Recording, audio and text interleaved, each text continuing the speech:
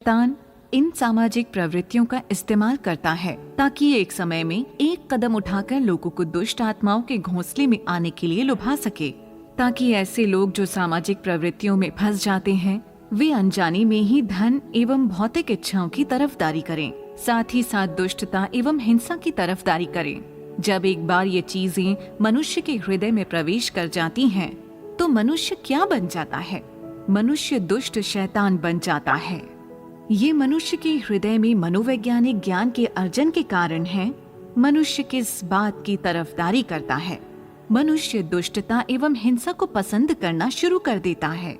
वे खूबसूरती और अच्छाई को पसंद नहीं करते हैं और शांति को तो बिल्कुल भी पसंद नहीं करते हैं। लोग सामान्य मानवता के साधारण जीवन को जीने की इच्छा नहीं करते हैं, परंतु इसके बजाय ऊंचे रुतबे एवं अपार धन समृद्धि का आनंद उठाने की एवं देह के सुख विलासों में मौज करने की इच्छा करते हैं और उन्हें रोकने वाले प्रतिबंधों के बिना और बंधनों के बिना अपनी स्वयं की देह को संतुष्ट करने के लिए कोई कसर नहीं छोड़ते हैं। अतः जब मनुष्य इस किस्म की प्रवृत्तियों में डूब जाता है, तो वो ज्ञान जो तुमने सीखा है, क्या वो तुम्हें स्वतंत्र करने में तुम्हारी सहायता कर सकता है? पारंपरिक संस्कृति एवं अंधविश्वास जिन्हें तुम जानते हो, क्या वे इस भीषण परिस्थिति को दूर करने में तुम्हारी सहायता कर सकते हैं? पारंपरिक आचार व्यवहार एवं पारंपरिक धार्मिक विधि विधान जिन्हें मनुष्य समझता है, क्या वे उन्हें संयम बरतने में सहायता कर सकते हैं? उदाहरण के लिए 3 उत्कृष्ट चरित्र के उदाहरण को लो।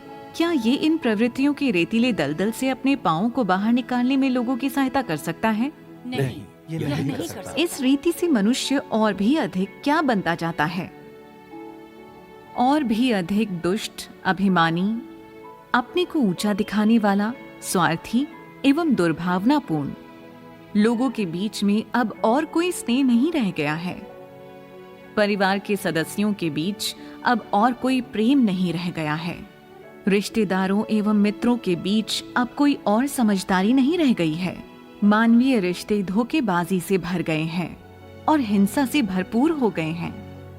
हर एक व्यक्ति अपने साथी मनुष्य के मध्य रहने के लिए धोखा देने के माध्यमों एवं हिंसक तरीकों का उपयोग करना चाहता है। वो झूठ बोलते हैं, धोखा देते हैं और हिंसक हो जाते हैं, जिससे अपनी स्वयं की आजीविका पर कब्जा कर सकें। वे हिंसा का इस्तेमाल करके अपने पद स्थान को जीत लेते हैं और स्वयं के लाभों को अर्जित करते हैं, और वे हिंसा एवं बुरे तरीकों का उपयोग करके जो कुछ चाहते हैं वो करते हैं।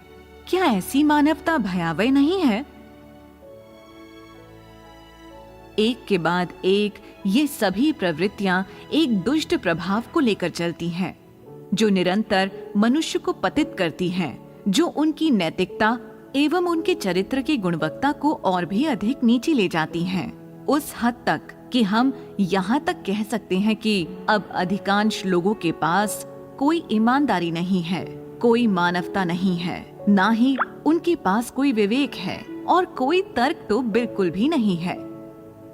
अतः ये प्रवृत्तियां क्या हैं? तुम नग्न आंखों से इन प्रवृत्तियों को नहीं देख सकते हो। जब एक प्रवृत्ति की हवा आर पार बहती है, तो कदाचित सिर्फ कम संख्या में ही लोग प्रवृत्ति के निर्माता बनेंगे।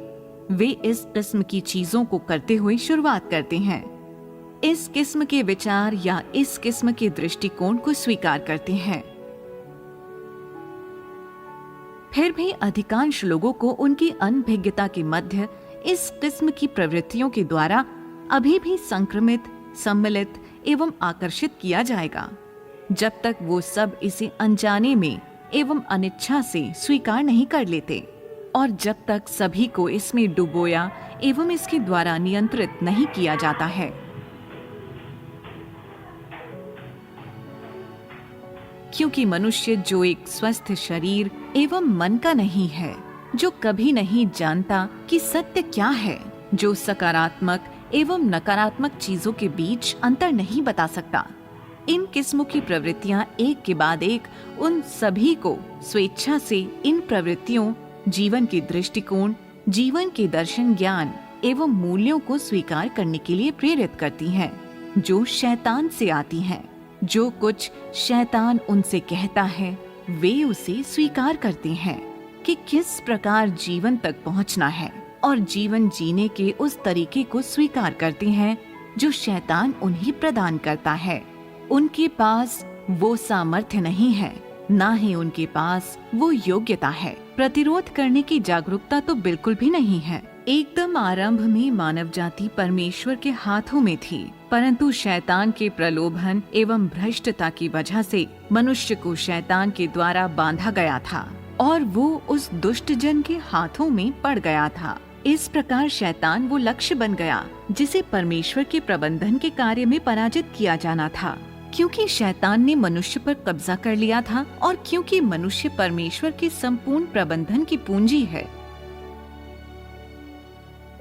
यदि मनुष्य का उद्धार करना है तो उसे शैतान के हाथों से वापस छीनना होगा।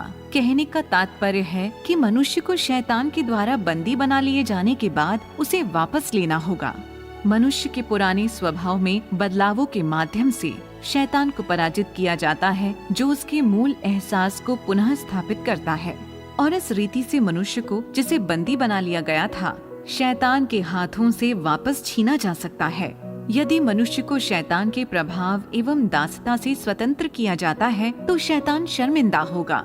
मनुष्य को अंततः वापस लिया जाएगा और शैतान को हरा दिया जाएगा।